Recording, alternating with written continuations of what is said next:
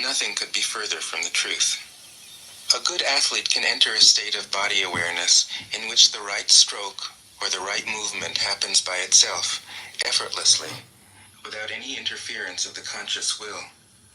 This is a paradigm for non-action, the purest and most effective form of action. The game plays the game.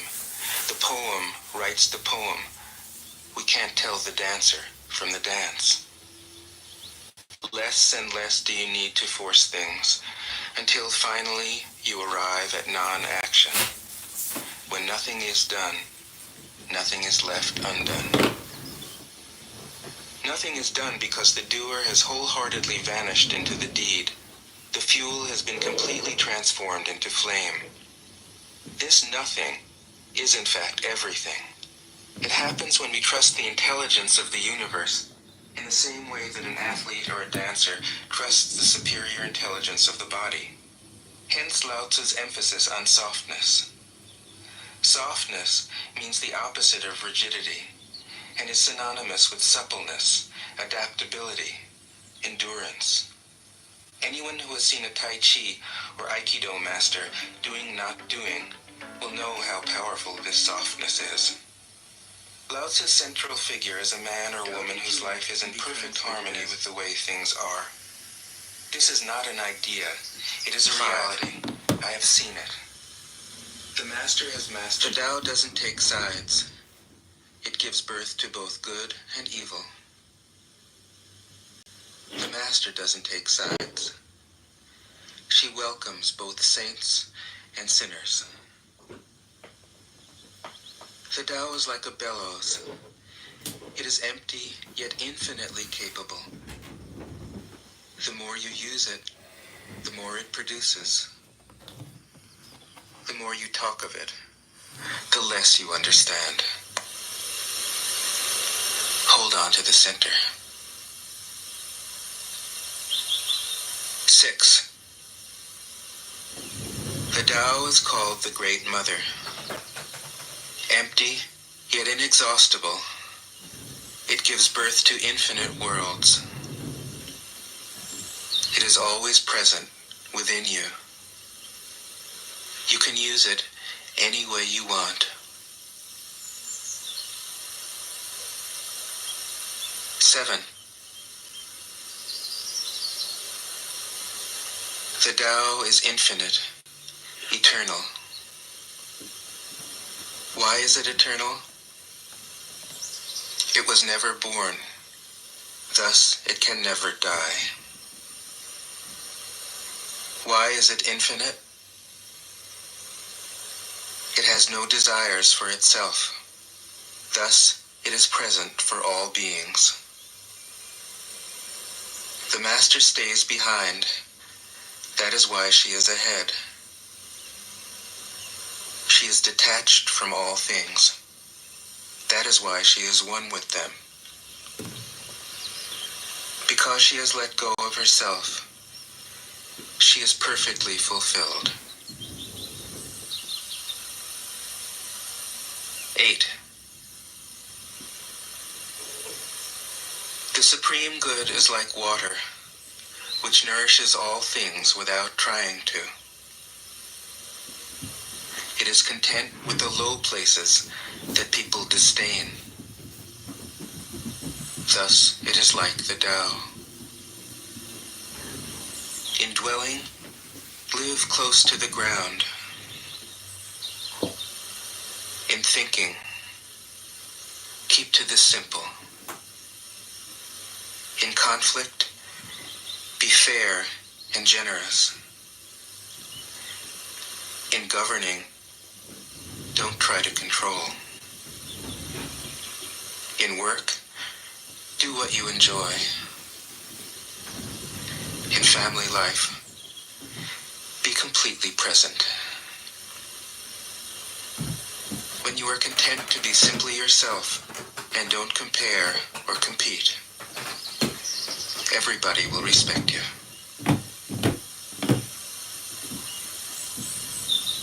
9. Fill your bowl to the brim and it will spill. Keep sharpening your knife, Thomas Marshall. and it will blunt. Woodrow Wilson's vice president. He was. Chase after money. Look at this. There's a guy named Levi Morton, who was the governor of New York. I never heard of him. And then you go to Martin Van Buren, 1832, and in 1860. There was once a governor of New York called George Clinton. Who knew? And the Parliament Funkadelic. Yeah, exactly. But George Clinton could do anything. I saw him live once in Chicago at a glass factory, and I was actually very scared. I couldn't believe what I was witnessing. People who see people who see rock concerts at glass factories should get stoned. I wasn't smoking, but because I was in the military at the time, and everybody was lighting up, and this black guy in a diaper playing bass was roaming around in a diaper playing bass on some kind of electric transmitter, and I was just like, isn't that Bootsy Collins? I didn't, and the only guy I knew was George Clinton. Bootsy Collins. That's the bassist for George Clinton. He wears a diaper, right? Bootsy, that's his name. I think so. I'm gonna look it up. But is that the same Bootsy that's the funk artist? I only knew who they were because of the movie PCU with Jeremy Piven that used to play on Comedy Central, and he invited George Clinton to his fraternity. Is Jeremy Piven a skinny dude? No, Jeremy Jeremy Piven. Piven is Ari on Entourage. Yeah. Okay, there's a guy named Gary Scheider. Okay, here we go. Bootsy Collins. No, Bootsy. Let's see who Bootsy is. Gary Scheider was an American musician, guitarist. He was a music director of the P-Funk All-Stars. Let's go find the word for the diaper. P-Funk. There we go. Just what I was looking for. He's a funk. Yeah, but are you sure he was the bassist? Couldn't have been the guitarist? Pretty sure he was on bass. Got it. Right. During Parliament Funkadelic performances, Scheider was known for appearing in a diaper, making him instantly recognizable on stage, earning him the nickname Diaper Man. He's featured prominently in many hit songs like Cosmic Stop, Getting to Know You, One Nation Under a Groove. He co-wrote many noteworthy Parliament Funkadelic songs, and he was a big part of the spin-off bands, including Bootsy Collins and Eddie Hazel. Yeah, cool. Bootsy Collins does one called Love Gangster. And right on the heels of that horrendously bad film Undercover Brother with Eddie Griffin. I love it. It's so bad, but it's so good.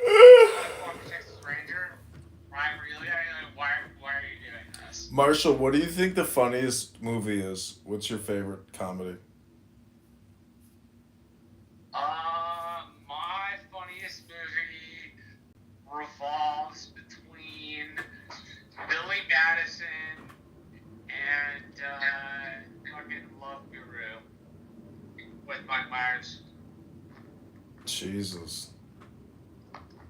Dude, I had an autoimmune disease, and so I made sure, every night before I went to sleep, I laughed.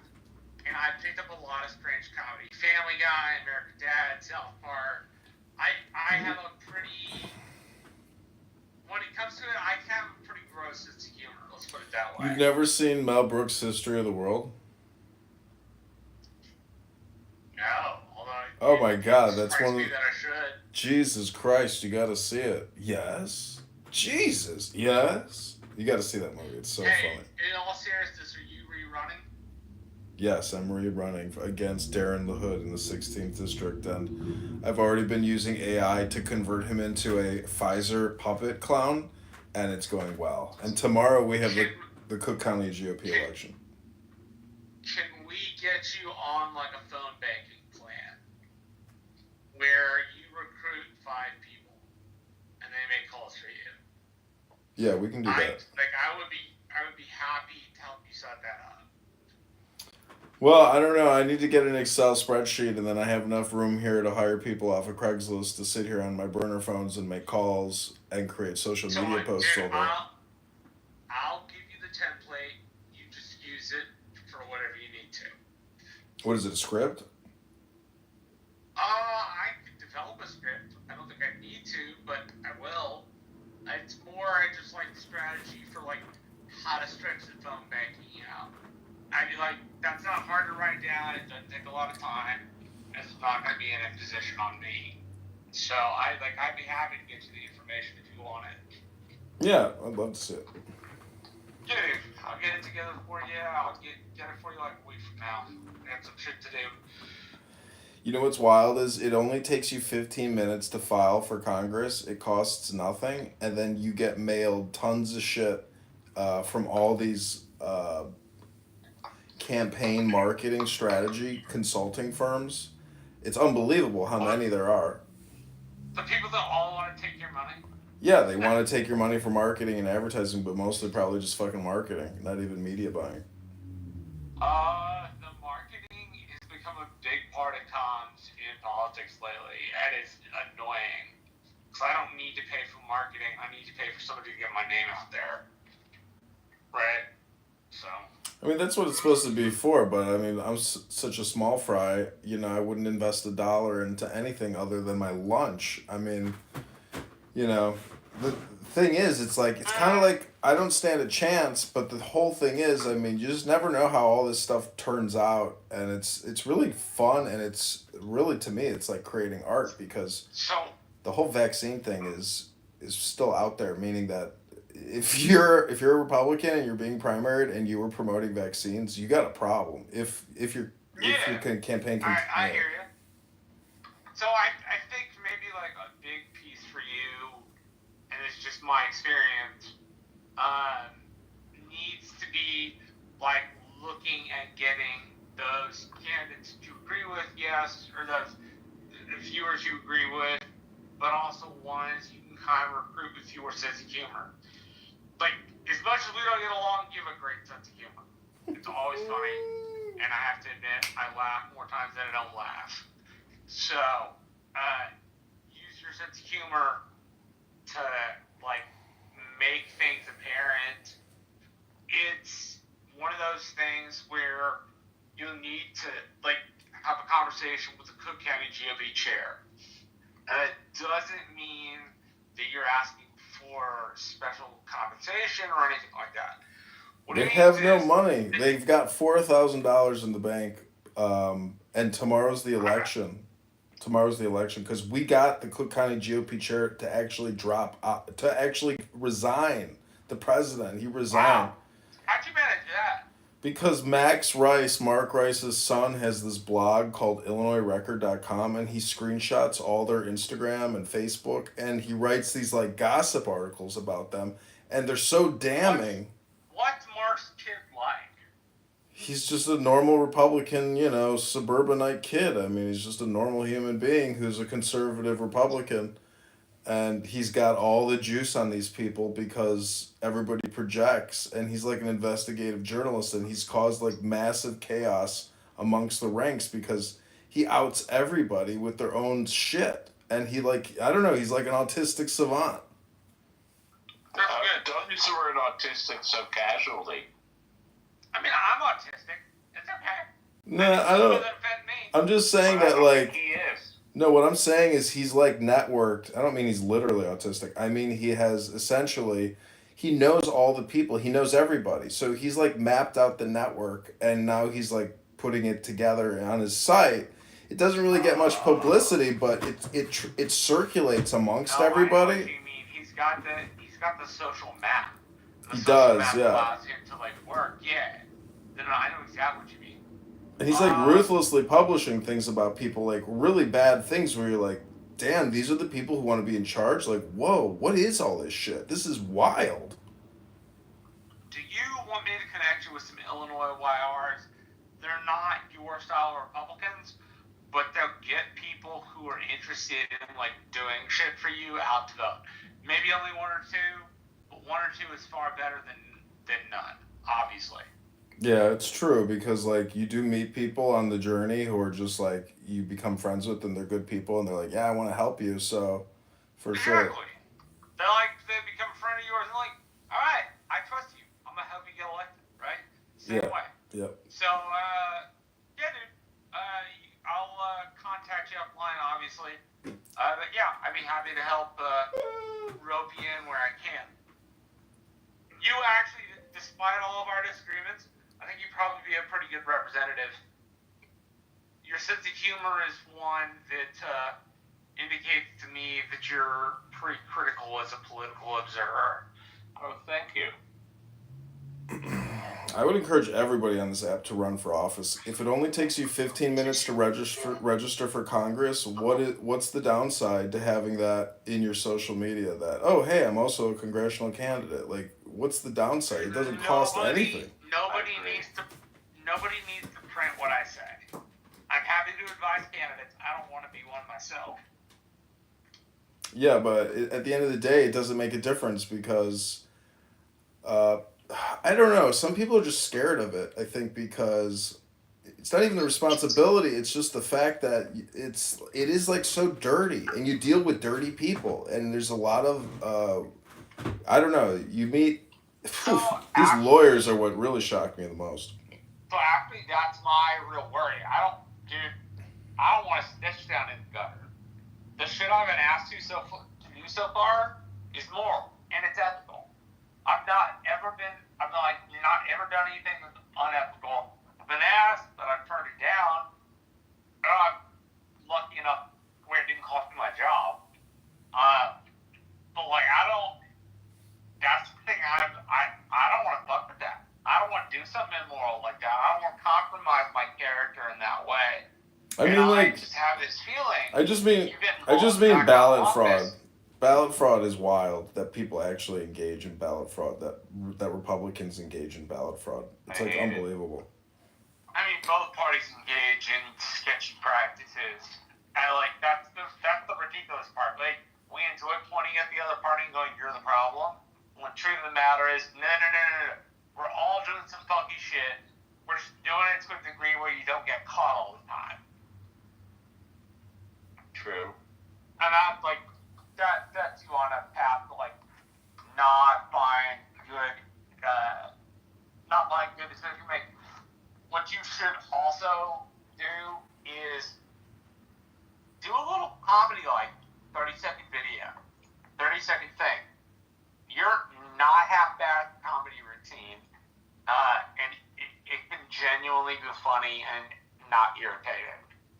When sometimes you're irritating, but I have a feeling when you do your comedy shit, you're far less irritating, you're far more funny. I don't know. I mean, it'd be fun to like try to go to the... It's not that. It's just comedy can print on one's mind in a way the logic doesn't. I love it. This guy, the candidate, lives in... the incumbent lives in Peoria, so like going down there and trying to organize like a roast of him at bars could be like a good thing, and then film that and put that on the internet. And then you give me a place to sleep in a bed, I'll come help you. You can live on my sailboat for a month in the summer if you want. Sure, Nate, I'll happily come there. I'll live on a sailboat, help you knock doors. I need a captain because I don't know how to sail. I'll figure it out, brother.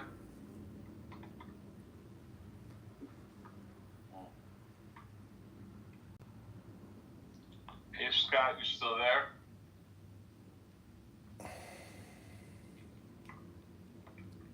Yeah, I was just putting away my phone. I'm here. Let me see if I have any more president trivia for you, or Pope trivia. I know you love the Pope trivia. I love it.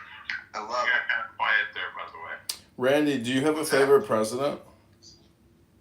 A favorite president? Well, all right. I used to get into a lot of trouble for my favorite president because what I respected about Richard Nixon was that until Bill Clinton, or Richard Nixon came from nothing. I respected that he lost, and then he lost big time. He lost the presidency in '60 and the governor of California in '62.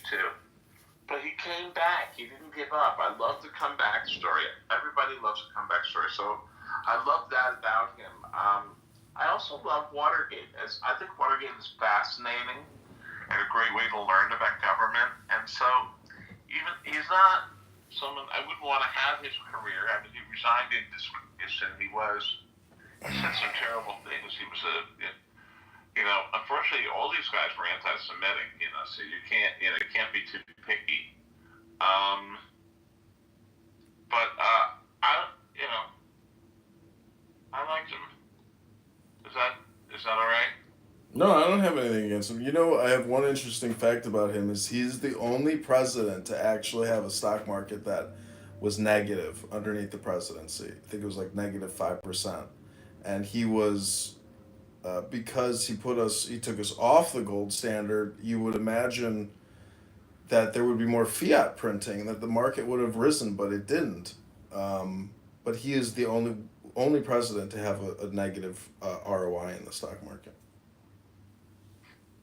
Are you saying that over from when he came in as president, from let's say 69, January 69, to when he left the market, to when he left 5 years later, the market went down? Yeah, he's the only. Yeah, he's the only one. I can find the link for you, but he's the only one. You're saying there was a 5-year period where the market did not go up; it went down. It was just flat negative. Yeah, like down 5%. Wow, that's scary, dude. I don't think it's really sunk in for a lot of people what happened in the last 2 weeks. We're still like deer in the headlights. We haven't, people lost a lot of people lost a quarter of their wealth, if not more. Yeah. It hasn't really sunk in for a lot of people. It's really tough because it's like you go to work every day. If you experience just a couple weeks of market downturn, you're like, oh fuck, there goes like the whole year of work. If you're like on the verge of retirement and you just lost a quarter and you lost $250,000, you're like, fuck. I mean, it's a horrible feeling. Oh yeah. He hasn't answered for that. Listen. If you like things about Trump, how's he going to answer that? Like, how is Tesla going to go back up to 500? Which is 1.4 trillion in market cap. I mean, it's all based on relative values and PE and etc. But we'll be lucky if Tesla goes back up to that in 5 years. Yeah, lucky, right? Right. Yeah, there's nothing he can say. They got to prove it. As long as Elon is in the government, I don't think Tesla will be back up. See, these guys move on to the next startup like every Monday. So for them, it's not the end all be all. I mean, Peter Thiel has this.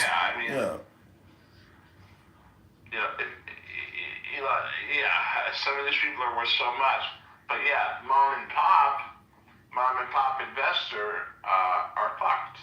Obviously, it hasn't really sunk in for them, or it has. There's just no one, But the thing is, like a lot of these people never spend it. They're gonna die with $1 million and they'll never even spend it. So that's the fucked up part is people who have a lot of money they can't even figure out what to spend it on. Let alone they don't want to buy real estate because of the taxes.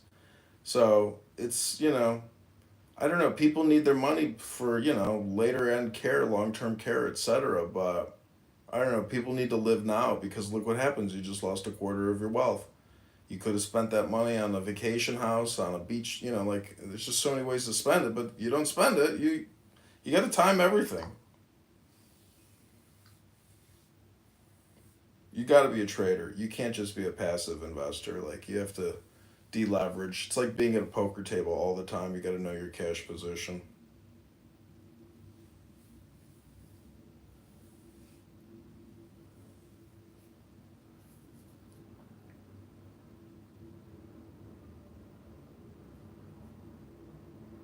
God, are you there? Having a good day? Benjamin, what's going on, buddy? I mean, Christianity just died today. Like, that's Jesus all over again. I mean, great guy. Great human being today. That's what I'm saying. Like, God himself, practically. He's so facetious. I love it. Dr. Benjamin, would you wash the Pope's feet? If he asked you to, would you do it? One by one. Would you? I mean, Washing somebody's feet is a very humbling experience, especially if they're really gross. Like, have you ever actually had a pedicure done, looked at your own feet, and you're like, "Oh, my feet are so disgusting. I can't believe how badly I've let them deteriorate. Look at my nails. I've got fungus on my nails. My feet are filthy." I mean, have you ever actually, what are your feet looking like right now, Dr. Benjamin? I mean, my feet suck. You got bad feet? I mean, they're suckable. That's Oh, I see. Have you ever been to a podiatrist? It's a very Jewish form of medicine. I see. No. Benjamin thinks Jews are genocidal. Oh, that's not true. Yeah, you think the religion celebrates genocide? That's more true. So, Chris. Randy, did you celebrate genocide at your seders? Certainly. I was looking at the screen. Who believes that? Benjamin thinks that the Seder celebration is pro genocidal. A simple textual analysis of the Hebrew scriptures reveals a great deal of support and justification for genocide. That is just a hard problem. It's a hard problem. Is it just the Hebrews? How about Noah and the flood? How about Sodom and Gomorrah? You gonna list them all for us? I mean, Yeah, are you gonna? I'm just raising you. I'll give you the Passover Exodus, and I'll raise you one Noah's flood. And you give me Passover, I'll raise you Easter, which I think is also genocidal. Well, I don't know that story. Benjamin, do you think you're technically just meditating when you talk to people about genocide? I am not. I don't know. Listen, That's a really good question. Danny, my question is, do you think that Hanukkah is also a genocide?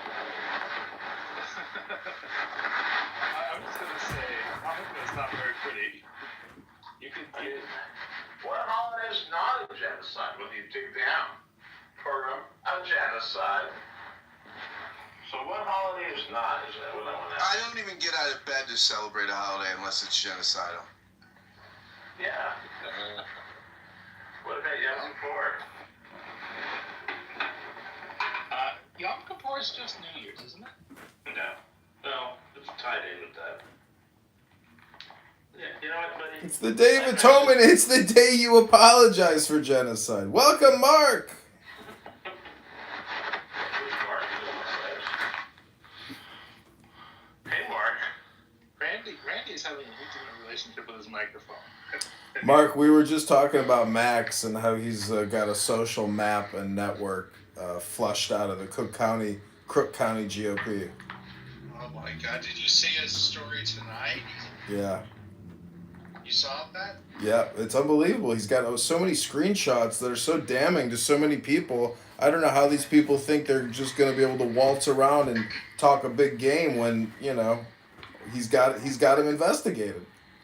The guy with the screenshots, that was mostly Eric Anker, but he's working with Aaron Delmar, and Aaron's gonna win. It's tomorrow, the vote, and he's gonna win. I talked to all the people that are voting. These scumbags, some of them have voted absentee, and they've already voted for Aaron. Unbelievable.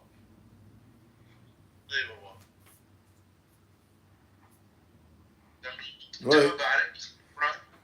Strict. He's a soul raper.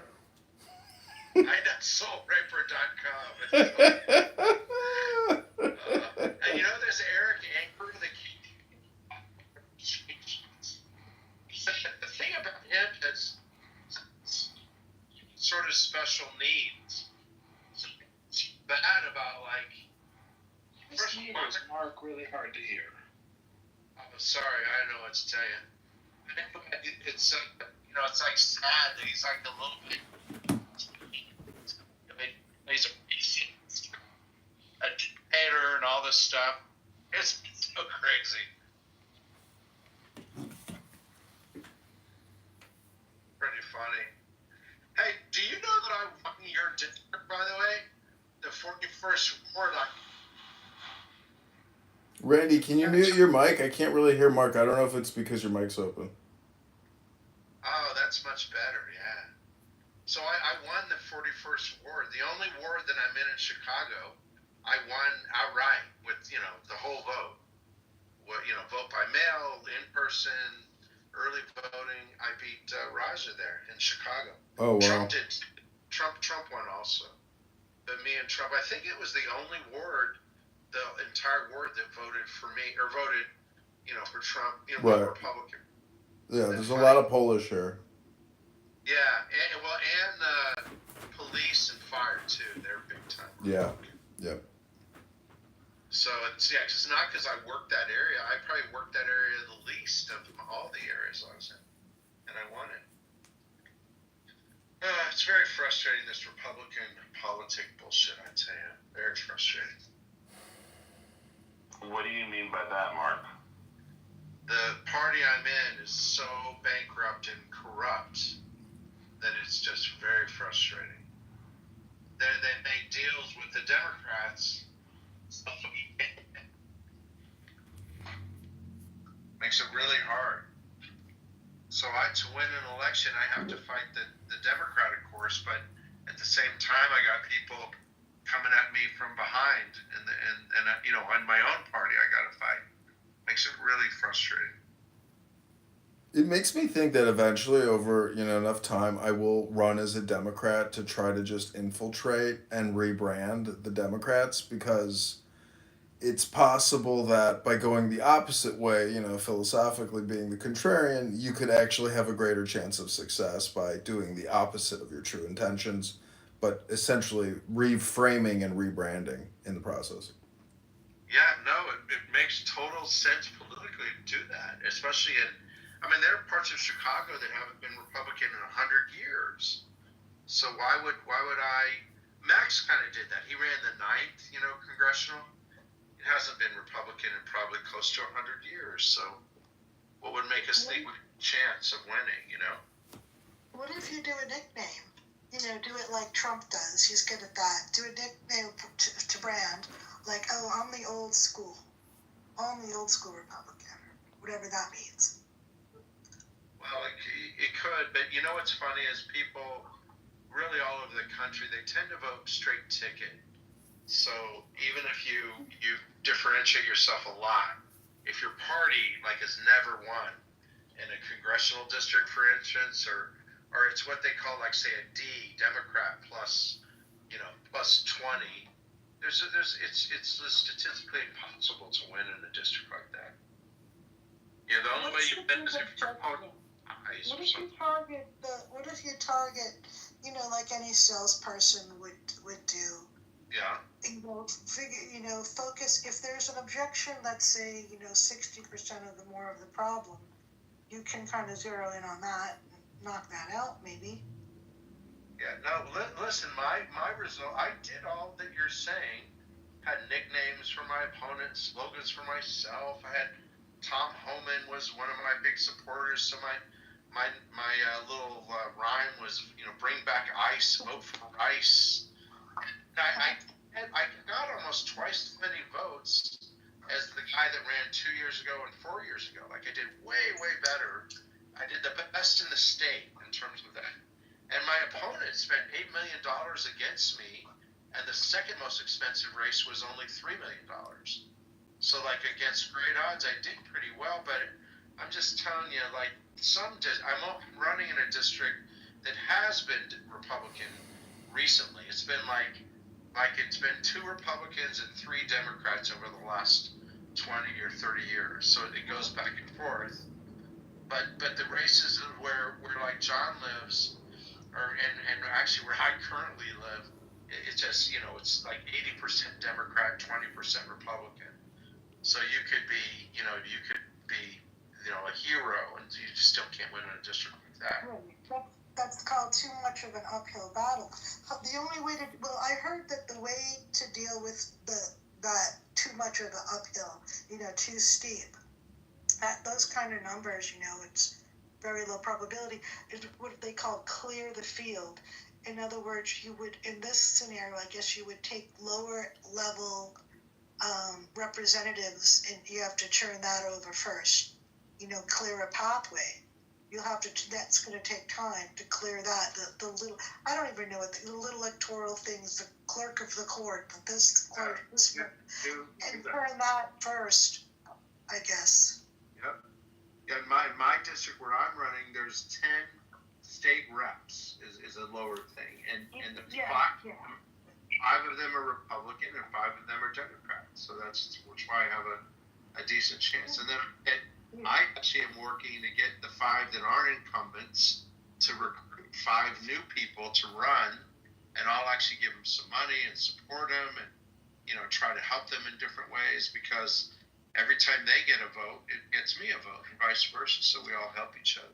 So we're doing all that. Like, I have smart people advising me, and I run once, but I helped run Max's campaign twice. So I kind of know what I'm doing, but it's hard in Illinois. When you're a Republican, it's not easy, that's all. Mark, sir, very good morning from India. I'm very sorry to interrupt you, Adrili. I'm very sorry. Mark, sir, Adria, yeah. I'm really very bad in pronouncing. Actually, I love Mark sir very much. I wish I could have a speaking ability like you, sir. I really following you for, I think, now more than a year. Oh, nice. So, thank you very much. That's nice. Yes, sir. Yes, sir. Whenever I try to talk to my client in US, I try to use some vocabulary from you. That's really nice of you. So, do you know, I ran against an Indian, a guy from a Hindu Indian named Raja Krishnamurthy. That's who was my opponent that I ran against. Okay. Actually, sir, my name is Suraj Kumar. I'm a Christian. Oh, okay. So, yeah. You are a Jews, right, sir? Ladies and gentlemen, you all come a long way to be here tonight. Told me all the Muslims for me. They don't seem to like the Hindus. Is that the way it is?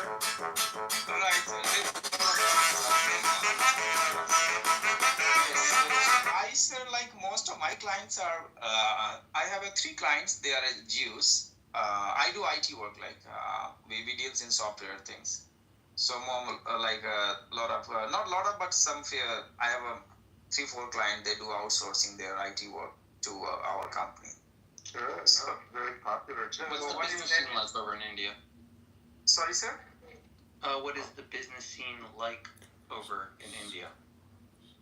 Sir, it depends on the industry. Like, if you talk about IT really going really well. Like, presently, I just got some multiple projects. Layoffs? So I'm like, sorry? You said IT is going badly. I asked you, are you referring to mass layoffs? No, sir. I'm saying IT is going well, not bad. I'm saying IT is going well.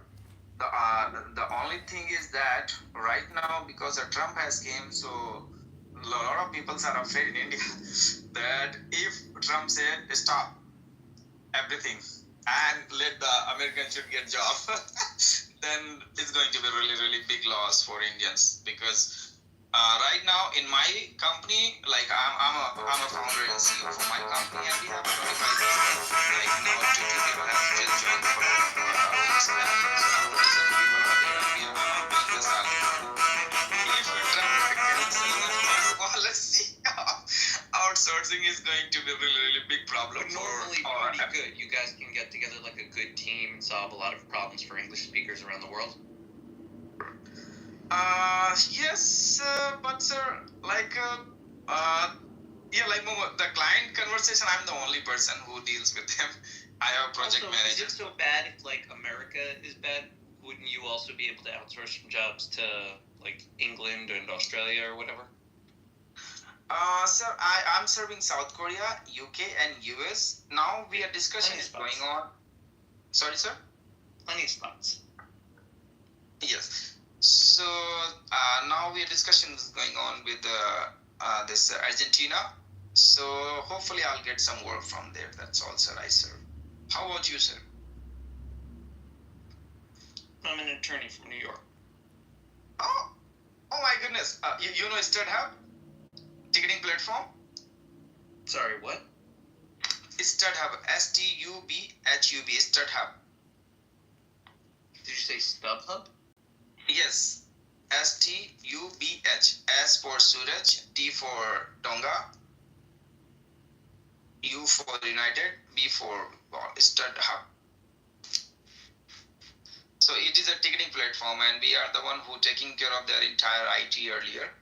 But now they had taken back to I think some other country. I'm not sure. Outsourcing. Yeah. Could be easy for other countries to develop into the space. Right. So that's really, and I want to have really good friend like Mark sir. Mark sir really, how can I say? I don't know which industry he is, but I really like him personally very much actually. The way he present things, I really like actually personally. So, would you say that the Indian business markets are being affected heavily by Trump's tariff decisions and the like?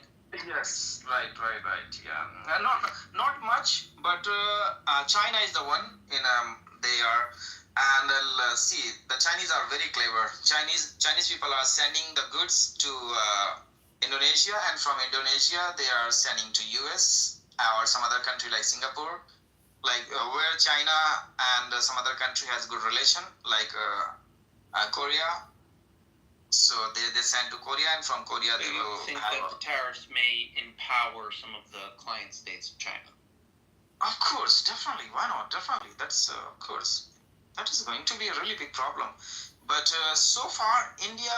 But personally, I like this Trump very much, and we are expecting that he should intervene something in India because Indian government is kind of doing a lot of bad work, especially on Christians. And they are, I think more than 2,000 pastors are in jail. No, 3,000 pastors are in jail. For what? And sorry? Why are they in jail? Because they are sharing the gospel, so they are in jail. So this is really kind of very bad actually. They are. Can't they just be kicked out or something? This Indian, see, the Prime Minister is illiterate. He is not educated, number one. Number two is the India, most of the politicians are really kind of, they want their country to be Hindu. Yeah, no, I get that. I can understand India wanting Christian missionaries to not proselytize. I'm just saying, why not just kick them out? Why are they in prison? Because if they I'm sure there are plenty of churches that take money,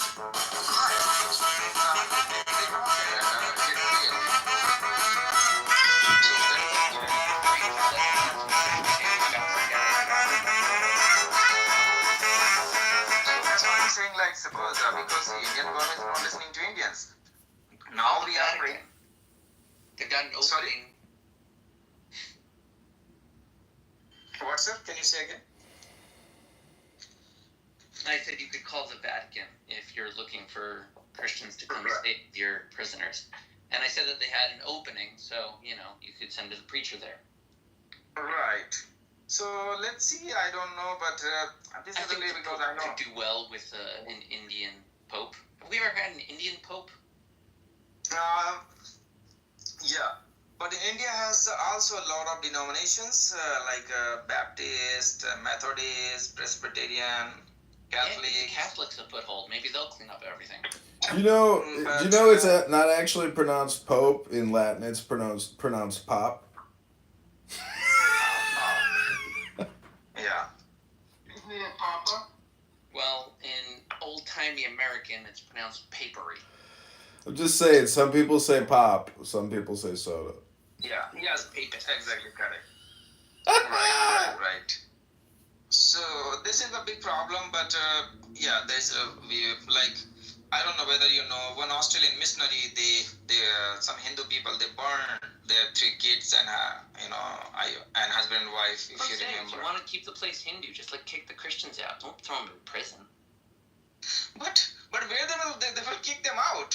Suraj, why are they persecuting Christians? Places. Go find me a Christian that won't happily take them in. I Suraj, didn't you hear the conspiracy that Jesus went to India and met with the Buddha and he brought back the Enlightenment to the Middle East? So like, why are the Hindus upset with the Christians and Jesus? I don't understand. Why are there thousands of preachers in jails for preaching the gospel? They don't want Christian stuff. They have their own heritage. Leave them alone. They're anti-communication, though, no, Suraj? No, they are not anti-communication. They are our telecommunications hub. Have you been paying attention? And you're like telling them. Just saying, it sounds discriminatory, and maybe. Fine with their ancient Sanskrit. Fuck you. I'm just saying. Well, let's relax. Let's take a breath, okay? Let's all relax. Let's all relax. Let's all relax. Just saying, it seems a little extreme to put people in jails for talking about a book. Yeah, that's What kind of jails are they, Suraj? Because I heard in India they don't actually have jails. They just make you sit in the middle of the town in a circle. Have you heard about that? I saw it in a documentary. I don't know. I mean, their streets run with Yeah, shit no, according to now all the they Muslims. now they have a proper jail. So there's no like you sit in the middle, like nothing like that. Now they have a proper jail, and then Just kick so them now out. we Send are. them to their parishes. I think Donald could Trump upgrade should to say America. that. Right? There's plenty of Yeah. devout Christians that would happily take in Christian refugees from India in India's plan for Hindifying the whole damn thing. They'd be happy about it. Right, but They probably But if you- already I know a lot are of- taking in a whole bunch of Indians. They do that. When something becomes Hindified, what do? Just like yoga, and what else do they do? Well, They they're do- temples, dude. They can decide what they want. Maybe I know, they'll- but what are they doing in those Great temples? They're always taking like cottage cheese and putting it on like a phallic object. Like ancient Disneyland of temple goddesses. It's their country. Leave them alone. Suraj, is God a black woman? That's all I want to know. Sorry for taking up so much time. Thank you, Suraj. no, sir. Yeah, I know there is one God. That's what you say. It's called Kali. You guys should get some public works projects. Scott, are you there? Infrastructure everywhere. Yeah, that's true. Yeah. Just like it's always true. We do not have enough infrastructure, and we have more people than like we definitely planned for with the infrastructure we have. Right. So what you do? Like, it looks like you have a lot of knowledge about present situation. Blowhard from New York that talks a lot. Suraj, did you know that it was Alexander the Great that brought plumbing to India? Yes, he is the one who found the India. Yes. No, modern plumbing. He actually brought modern plumbing from the Greek islands because they were big plumbers over there in Greece. Very good at it. They didn't have plumbing in India. Sir, I think you should come to India. Mr. Mark, and please forgive me if I'm pronouncing wrong. Doggy and Megzit. Yeah, maybe one day. Yeah, please come. I will be happy to host you in my place. And I will only provide you Indian food. I do like. Are you vegetarian, Suraj? No, I eat beef. I eat everything except man. Yeah. So what makes you worship a Jewish man as your Lord, King, and Savior? What about him makes him so special to you? And I'm not being facetious. Sir, maybe it's not right time to discuss. I will be happy to answer, but not at this moment. Are you afraid of the Hindu authorities? Are you afraid of persecution, Suraj? No, why should I afraid? Come on. No, not at all. Come on. Because if you preach the gospel, as you said, they may put you in jail. Well, perhaps some people were preaching it a little too aggressively. Panhandling. Yes, I will tell you. Actually, I will tell you, sir, one thing. It's not that I'm a Christian. That's one. I'm just sharing my experience. Actually, I was Hindu. I accepted the Jesus in 2001, and I started my own church in 2006. If you persecute the Christians, it's same happening like Apostle Paul, because Apostle Paul, his name was Saul. And when he was start killing the Christians, and Jesus appeared to him, that's what Bible say, and he said, Saul, Saul, why are you persecuting my people? So Christianity is getting just like fire in India. The government thinking that if I put pastors and the Christians in the jail, the Christianity will stop. But it is a completely opposite. Now Christianity is moving like fire in India. Because whenever they put pastors or Christians in the jail, the media coverage is there. So now a lot of Hindus are getting converted into Christianity because they said, oh, Christianity is so peaceful and so kind of a very peaceful religion. They don't fight, they don't argue, they do a lot of charity work. They are contributed a lot of things to in India, like in educations and health. But why the Hindus are giving trouble to them? So because they want them to chant the Bhagavad Gita, not the gospel. It's all about, who gets to chant what and which book gets the most chanting. So your general question is, why is it that some Christians in India are getting arrested? Seems like that could be answered by like an investigation into each case, no? Right. Let me tell you, there is recently the government has a anti-conversion law. So I don't know, Doggy sir, I think has a very good access with the Elon Musk and then Donald Trump sir. So please convey this message. Please protect the Christians in India, please sir. Why though? Yes, sir. I still don't see why the Christians should have a foothold in India. Because everything's run by the government, sir. No, seriously, well, one second. Hold on for a second. Like, speaking as a Jew, right? So I'm not Christian. I don't exactly share your worldview. But in terms of, like, let's say, the message of your Son of God or whatever, he wasn't in favor of idolatry, right? He'd want, like, reform, proselytizing Christians. I don't think he'd want that in, like, the backyard of a bunch of ancient temples that, like, today we value for different reasons. We don't have to like send the Christians in there to convince all the Hindus to go destroy their ancient temples, and probably the Muslims will beat us to it, even if we tried to beat them. So like, I just feel leave them alone. Like they've heard the pitch. India is an old player in the Christian game, and like they can see the effect that Christian missionaries have on their shores, right? They're not new to this game. They have like ancient, I would say, well-founded historical prejudice against Christians because of different things that they went through.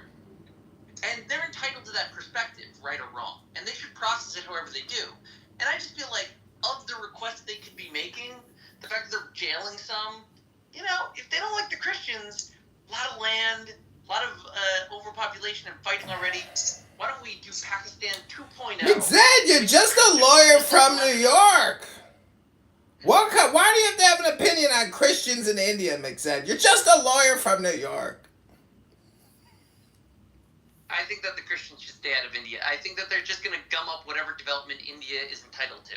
You're going to tell them to stop making movies and stop making books? Come on, it's 2025. You can publish anything you want. Yeah, and I would tell the Christians they should get better material. So, can I go ahead? Wait, better material than cannibalism and human sacrifice? And blaming the Jews? I think this is an amazing story. Yeah, shoot higher. Horror is like low genre fare. Like the pontiff has arrived. David, I love the jacket. No, go big. Tell a good story. Like you said, you can publish anything. Might as well be good. Right. So, I'm saying, like, why should we be concerned about the abuses that India extols upon Christians? Suraj, don't you think Jesus and Krishna are very similar? Theologically speaking, of course. No, not at all. Not agree with you, my friend. I mean, we have to realize... He doesn't like the Hindu roots of Christianity. That's not his bag. He sees Christianity as a great light unto his people, and his brothers are steeped in sin and foolishness, and he has to bring the light to them. But, like, from my outsider perspective, I feel like you guys are fighting about each other's culture, and I defer to the guy that has a temple still standing. Suraj, do you think that Hamas? Anybody who's been to India, like they are not very nice people when it comes to other people that are not involved, that are not either Hindu or not like. I mean, they've got their own creepy system set up. They're like, but they're not nice against world. I haven't been to India, but I know plenty of friends who've been to India. And David, don't you do yoga? Some of your best friends are Indian. But the people, they're not very nice. That's me. It's all subjective, David. You just haven't drinking the blood yet at a Kali festival. It's a lot of fun. Wait till you go do yoga at a Hanuman party. Or go to a Krishna yoga festival. Whatever you went through. That's not to say what they are. Wait till you go dance with the elephants in the forest with Ganesha. Well, for the record, I haven't been to India yet. But I can speak to friends who have been to India. Expand the manufacturing over there, David. It's a big opportunity. Yeah, but my friends who've been to India, they have very strong opinions on I bet your friends could contribute to this conversation very well. Suraj, what would Jesus say about Hamas? They love it over there. The Israelis, it's their favorite place to visit. The biggest tourist do love India. The Israelis go there all the time. That's their favorite place. India must be a reason. I'm not sure. It's cheap. They like it there. What do you want? Yeah, maybe. They go to Thailand because it's cheap. What do you want? They like India. I thought it was a spiritual thing. I don't know. Suraj, what would Jesus say about Hamas? I hear people in America like going to Hawaii. They think it's Why Hawaii? It's nice. I think Doggy sir, Doggy sir, I think you need to bring Donald Trump sir in this group, or maybe Elon Musk, to only solve this problem.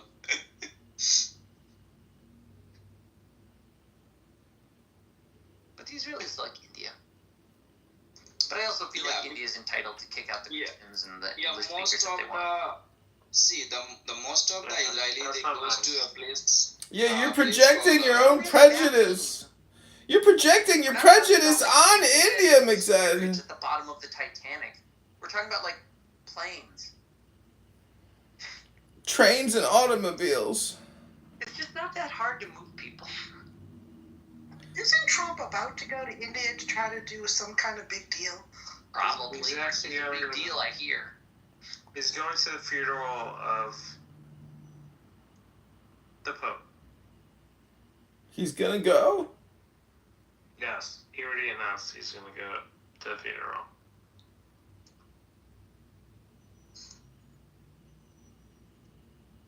Did anyone here actually cry because the Pope died? Anyone? You don't have to answer that question if you don't want to. I had a pizza party. I mean, I was relieved, frankly. David sir, what you are? David sir, what you do? I was horrified to see Vance being like Vance, the last guy pretty much to talk to him, and then he died. Maybe that's why he died. These are skull and bones men. They need to test the body for arsenic. That would be allegedly, and let's not spread that rumor. David, is that a goose down jacket? It's beautiful. Are you manufacturing those now? I want to kill myself if Vance visited me. That would hasten my death. Really? That's a terrible thing to say. Haven't you looked into a beautiful man's blue eyes before and said, wow, what a beautiful set of eyes? He looks like a religious zealot, like some kind of Stepford son or something. Suraj, you know his wife is Indian, right? Have you seen J.D. Vance's beautiful wife? Yeah. Who do you think is better looking, Vance's wife or Nikki Haley? Vance's wife. Well, it depends what you're into. It depends what you're into. I'm better looking than both of them. What's up with all these women having these scarred up faces with acne? Anyway, just wait, please, sir. David sir, have you been to India, David sir? He said he has not. Ah, okay. I thought he had been to His India. favorite cocktail, though, is Bombay Sapphire. I love Delhi food, but in general. Have you been to India? No, I have not, but I love the food. Oh, okay. All food from Delhi. Delhi food, I love it. Yeah, you come. You come. I live in Delhi, New Delhi. I live so in. Lucky. You get to eat Delhi food every day. Yeah. Which city you live in US? You ask a lot of questions, my friend. Yeah, like you, as you said, Delhi. So yeah, that's right. He loves the half-pound of corned beef. I live in a city called Miami, New York, LA, DC, Chicago. Oh, okay. I'm kidding. There are not. I think there are 9 Indian restaurants within about 20 minutes drive of my house. That's racist. Oh, you know what I call that? Heaven. Racist. It's called a stomach problem if you eat too much chicken makhni. Don't. You got to spread it out, man. Do you get the garlic naan or the butter naan? I think as you continue, here is now 9 a.m. morning, and I need to get ready for my work. That's good. And what's your favorite beer from India? Yeah, and also, what do you do for work? Me? It is Why the are you case talking to that CM? You're a piece of garbage, Andrew. last Hold on, Andrew. I asked you a question. I don't know what you're saying. David responds to you too. CM, Respond to me, please. Listen, my friend. I know Andrew just wants to gibber it. He doesn't answer the. Hold on. And also, Andrew, you constantly. Look, I don't appreciate you teasing CM calling him Down syndrome when he does mathematics that you can't even comprehend. Oh, I don't care. You can have Down syndrome, man. Look, here's the thing. Yeah, really. Except I don't have just one to say this is rational human being. Yeah. Modern 21st century human being. Okay, dumping it. And you still speak like somebody from the 1700s. You would be upset. There's a reason why several people who are not with me, they're not my let's say biggest fans, absolutely are in solidarity with me on CM. Okay? He can be annoying, but like, he's a good person. It's not a matter of annoying. He's certainly annoying. Can you address my question about divine command theory? Can you stop diverting? Stop diverting. Andrew's being a Anything you want to say to me, say to me in a private room. Point about you don't like Andrew, someone asked you a question. Why are you fucking making a show about this? He can't help himself, thanks, bud. So, Abe, I'm responding to you making the claim that you don't, or making the point that you don't like it. That I say something about CM saying he has Down syndrome, etc. But then he does math that I don't understand. Look, I'm not saying he doesn't understand math. I'm the one who repeatedly said that I think he actually does, in fact, astonishingly, have a PhD in the philosophy of math. Great. But it is not the case that means that in other areas he can rub 2 brain cells together. He says some of the stupidest stuff, and there are people that are completely opposed to me who can't stand him on the stage. Now, I haven't asked even one time. Can you answer my question now? I see you get roasted in your own theist room where your own fellow theists couldn't believe the gibberish coming out of your mouth. Okay. And I said it, I'm like, it's not even just me. The point is, when you say atheist shall not kill, 2 things. God doesn't issue commands to himself. One thing we all need to get on the same page on. Second thing, what are you talking about, boss? Okay, Ryan, that's all right, bro. Second thing is, we're not going to be on the same page about it, Haas. Second thing is, all right, well, Haas, just hang tight, Haas. The second thing is it's not thou shalt not kill. Just go compare the Bible translations, all the renderings. You will see thou shalt not kill very little. What it says is thou shalt not murder, and that's the appropriate rendering of the Hebrew. Now, if you want to say, well, that's murder. Well, who assesses that? I'm not going to accept your assessment. I take God's assessment, not yours. Okay, so you're a divine command theorist. Indeed. Right. So, but hold on. But number 1 is that I said you believe that God is telling you not to kill and also not to rape. But you said that you don't believe God can tell you to rape. You wouldn't consider that, but you would consider killing the baby. Because so why would you consider one and not the other by your lights? Sure. So killing a baby is different than rape. So we're talking about deriving sexual satisfaction, first of all. So there's some... The fuck are you even talking about? All right, dose. Stop. Jesus, this is ridiculous. Get a life. Go read a book. Turn a movie on. Go for a power walk. Cook a dinner. This is fucking disgusting. What kind of conversation and debate is this? This is making me sick to my stomach. How can you even talk about these things? This is disgusting. I'm reporting this room and I'm reporting all the mods. You're making me sick to my stomach.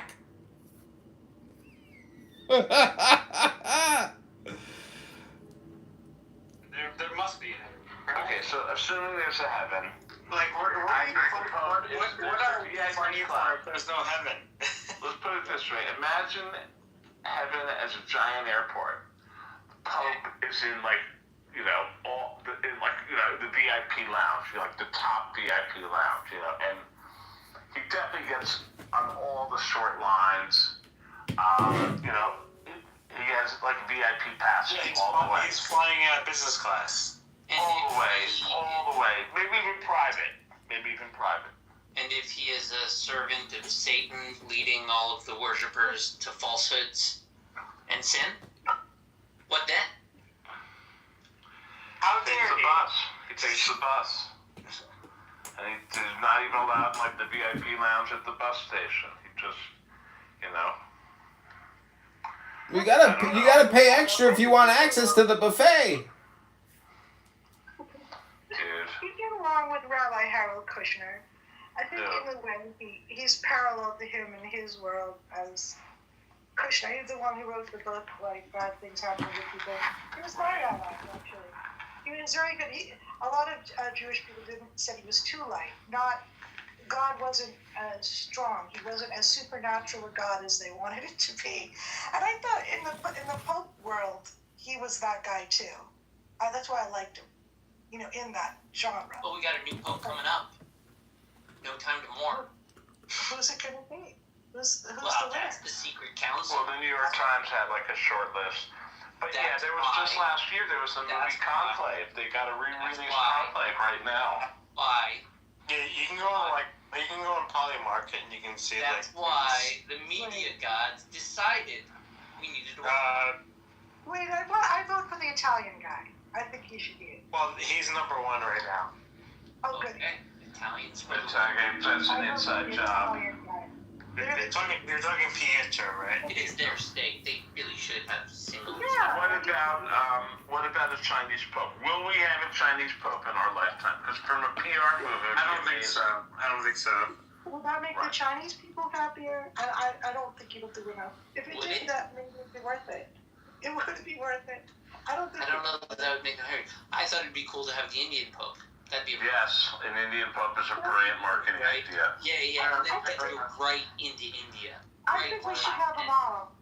No Indian. Oh, you got a Muslim problem? Welcome to the Catholic Church. You know what? My idea is, I had a crazy idea, which is, Be nice. No, it would work. And we've been nice so far. You tell me, David. How close have we've said anything offensive yet, David? I got a question for you. I gotta ask. Chabad is independently incorporated all around the country and the world. Said anything negative yet. But what about the Catholic Church? Is the Catholic Church one organization and one corporation, or are there independent, corporations within the Catholic Church? Probably every hospital that they own or every school they own is a separate corporation. Yeah, they own a ton of stuff. It all terminates with them. They all get to be tax-free, though, right? That's what a lot of the Protestant Reformation was about, a land grab, right? The king, because none of his land belonged to the Pope anymore, gained ownership of all that land and gave it to, some friends, and he sold it to people, gave people a wealth transfer. It was like a whole thing. Yeah, and that was some of the general Protestant...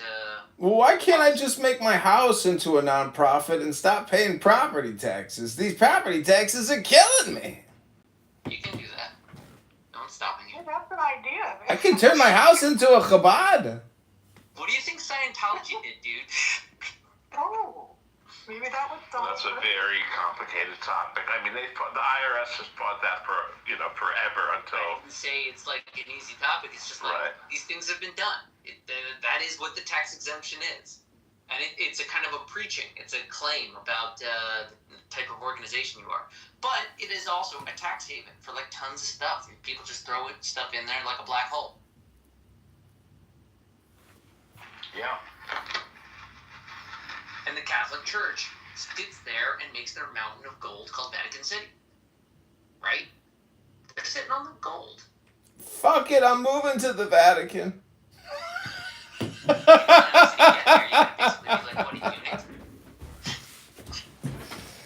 No, I'm gonna go to Party City and just buy like an old Vatican Army military uniform. I'm gonna become a soldier in the Vatican. Why do you Catholics take that deal? They're beating members away. Also, they've had their ways of eating for millennia. Come on, guys. Do you really think they're eunuchs? Get out of here. We're getting into a sensitive area out of respect for David. Well, Mixed, how much longer till you go back to Israel and reopen the temple and start doing what the priests are doing? I don't know. That's teshuva beyond my hands. Why don't you just use your normal voice? I don't know. You're fine. I'm talking about. I don't know. I do this like raspy voice sometimes for some reason. I don't know why I do this voice. You know, I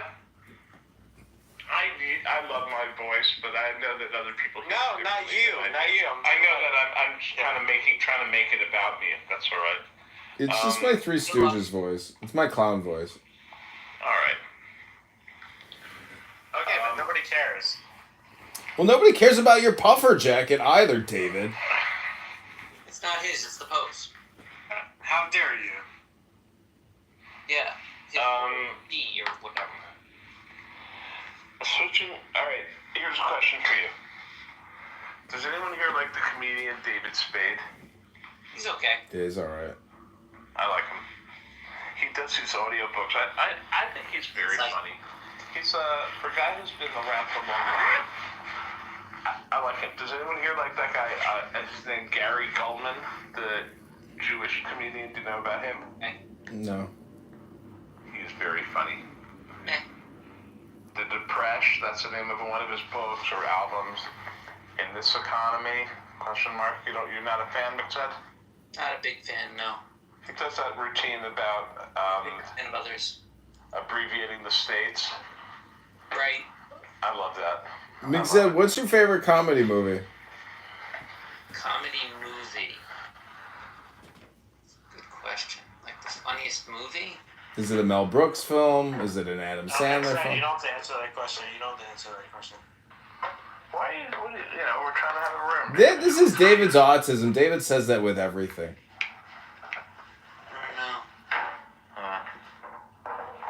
It can't be Dinner with Andre. It's got to be something funny. He has an ulterior motive, so I choose not to answer. Who mentioned the movie really hard PCU? Did somebody mention PCU tonight with Jeremy? Yeah, that was me. I saw that. That was bad. It was. I only brought it up. On my college campus. It was written by alumni in my school, and it was shot on the college campus. Listen, there's some classic comedy movies like Airplane, which is inarguable, Caddyshack, House. But like, the thing is, what's better, Airplane 1 or Airplane 2? Airplane 1. Let's go. Although Airplane 2 is good. Like, you really, like, I don't mean to discount Airplane 2, but like, Airplane 1 is nuts. It's really good. But like, comedy really kind of works only the one time. It works best when it's modern and cutting. So like, you want comedy, go see a comedian. And I think the best alive. Season 2 of The White Lotus was really good. White Lotus. No spoilers.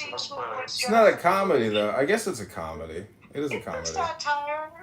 It is. Yeah, satire. Satirical. I think mostly it's his experiences on vacation, being annoyed and writing caricatures about the different people he saw at hotels and wishing them all a horrifying demise. Which I can get behind. I would do that too. That's what I would write on vacation. Are there any popular Israeli television shows that have like these types of, you know, dopamine effect? Is there like Israeli soap operas? There was a cool show that started in Israel television. It was called Bitiul. And HBO made an adaptation of it called In Treatment, with the guy from Usual Suspects. I know. In Treatment, that show. Yeah, that guy's a good actor. Gabriel Byrne, is that his name? Gabriel Byrne. That was really good. I watched all. Yeah, so that had like this weird gimmick where it had like, it was really an ambitious project. Kind of weird the way they structured it, but they had half-hour sessions for different patients on every day of the week. So they had like 4 or 5 episodes a week, but each day was from a different person.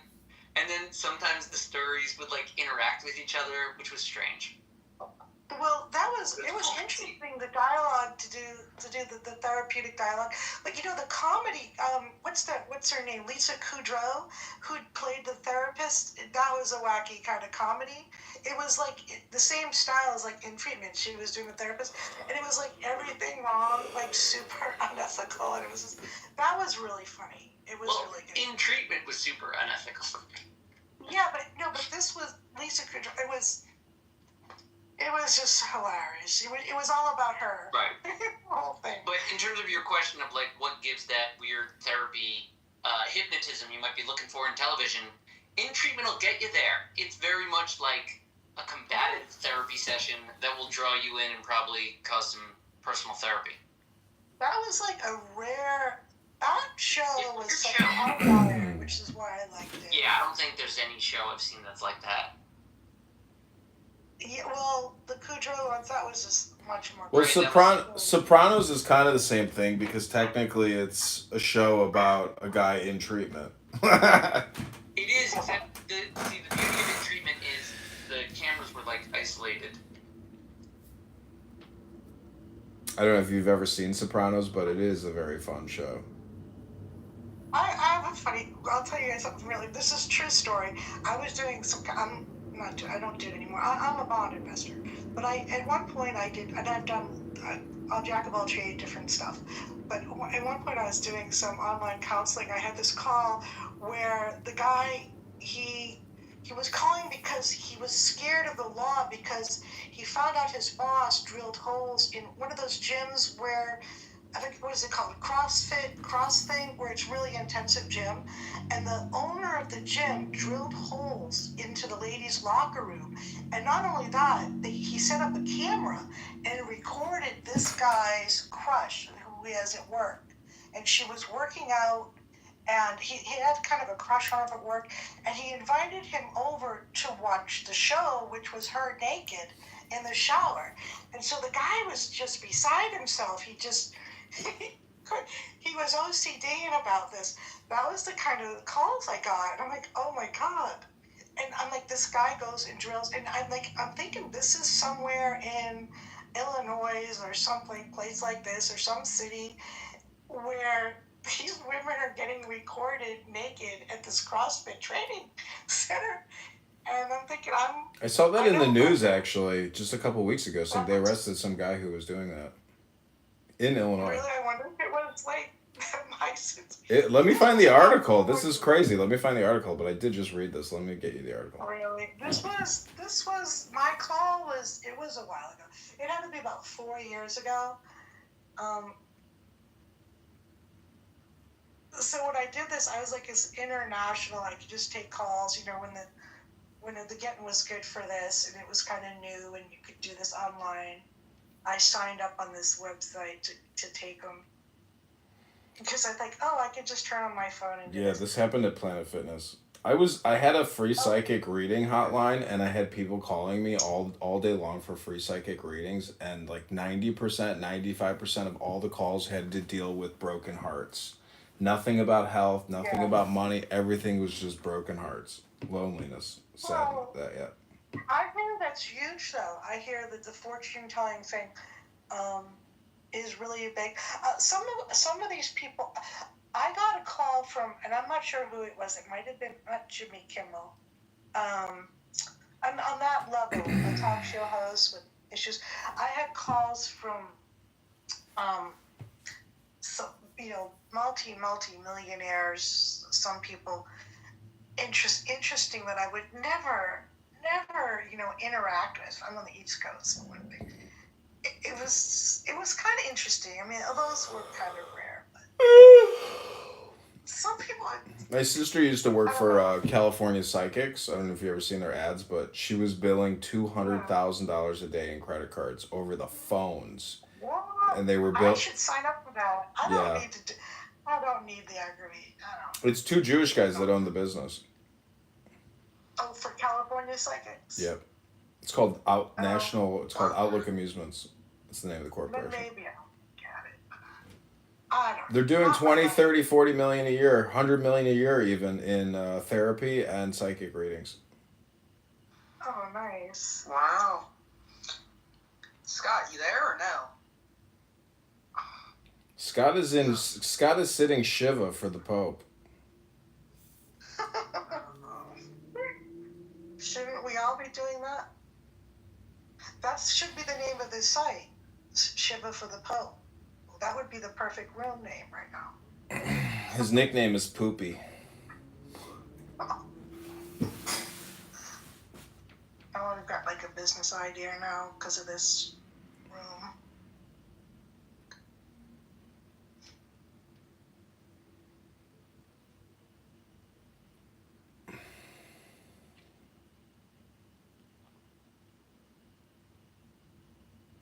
Scott, what's your favorite comedy movie?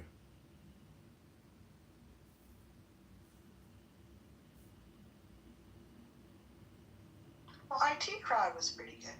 That's kind of unique.